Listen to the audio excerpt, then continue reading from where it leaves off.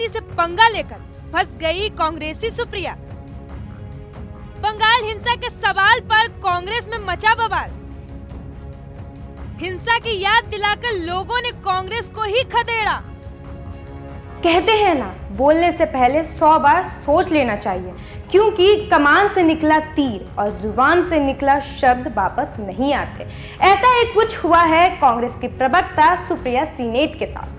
बोलते बोलते सुप्रिया सीनेट की जुबान इस तरह फिसली कि खुद को और कांग्रेस को मुश्किलों में डाल दिया है। क्या है पूरा मामला, देखिए इस रिपोर्ट में। नमस्कार, आप देख रहे जनतंत्र टीवी का डिजिटल प्लेटफॉर्म। मैं हूं आपके साथ रुचि सिंह।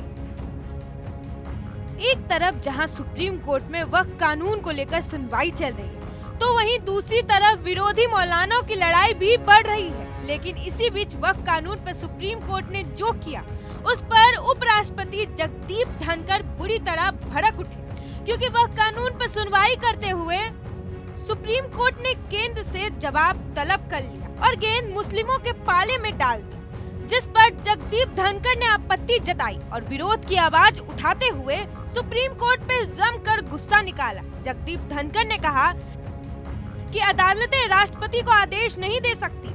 संविधान का अनुच्छेद 142 एक ऐसा परमाणु मिसाइल बन गया है जो लोकतांत्रिक ताकतों के खिलाफ न्यायपालिका के पास 24 घंटे मौजूद रहता है। जगदीप धनखड़ इसलिए भड़के थे क्योंकि बीते दिनों सुप्रीम कोर्ट ने विधेयकों को मंजूरी देने के लिए राष्ट्रपति और उपराज्यपाल के लिए समय सीमा तय करने के लिए कहा था, और इसके साथ ही वह कानून के खिलाफ याचिकाकर्ताओं पर सुनवाई में केंद्र से भी जवाब तलब कर लिया था। अब ऐसे में सुप्रीम कोर्ट के फैसले पर विरोधी मौलाना और मुस्लिम खुश हुए। ऐसे में कांग्रेस की प्रवक्ता सुप्रिया सीनेट फूले नहीं समाई।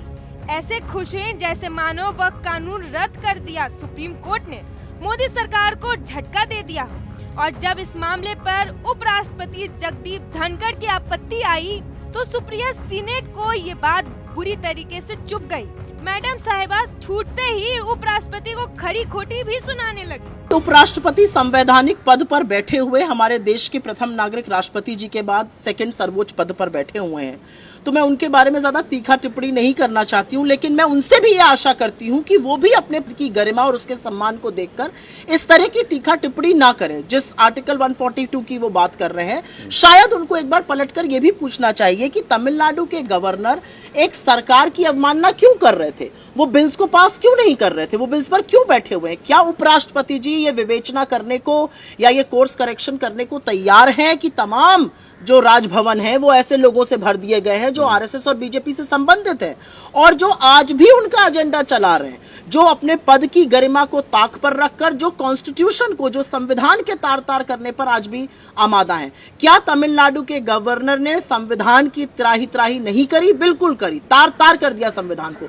उस पर उपराष्ट्रपति जी को चिंता नहीं है। सवाल इस बात का है, उपराष्ट्रपति को संवैधानिक पद की गरिमा का पाठ पढ़ाने वाली सुप्रिया सीनेट शायद अपने पुराने बयानों को सुनना भूल गई है कि कैसे जब वह बोलती थी तो शब्दों की ना तो सिर्फ मर्यादा भूल जाती थी, बल्कि प्रधानमंत्री से लेकर बीजेपी के बड़े बड़े नेताओं को विवादित बयानों से निशाना भी बनाती है। तब उन्हें न संवैधानिक पद दिखता है और न किसी के पद की गरिमा दिखती है।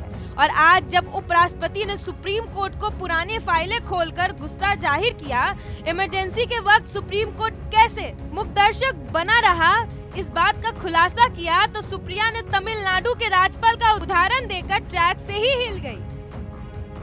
वक्फ कानून से फर्क पड़ेगा विरोधी मुसलमानों को,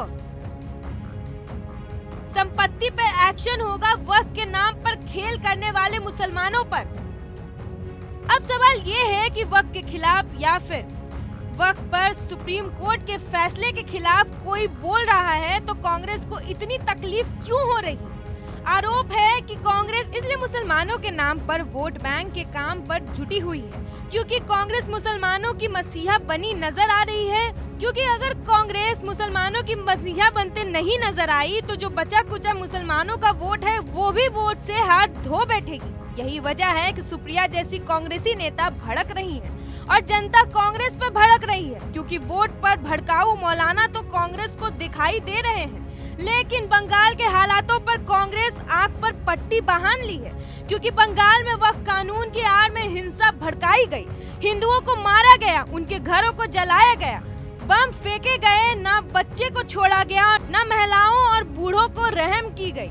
ममता तो तमाशा देखती रही, लेकिन कांग्रेस ऐसी चुप बैठ गई जैसे उसे कुछ मालूम ही नहीं है, क्योंकि कांग्रेसी बोलेंगे तो दीदी नाराज हो जाएंगी। इसलिए हर मुद्दे पर बोलने वाली सुप्रिया को भी बंगाल की तबाही की तस्वीरें नहीं दिखाई दे रही हैं। यही वजह है कि सोशल मीडिया पर सुप्रिया को लेकर लोगों ने तुरंत बुरी तरीके से घेर लिया। एक यूजर ने तो छूटते हुए सुप्रिया को आईना दिखाते हुए कहा कि संविधान की धज्जियां किसने उड़ाई ये सबको पता, बाप की जागीर बना रखा था।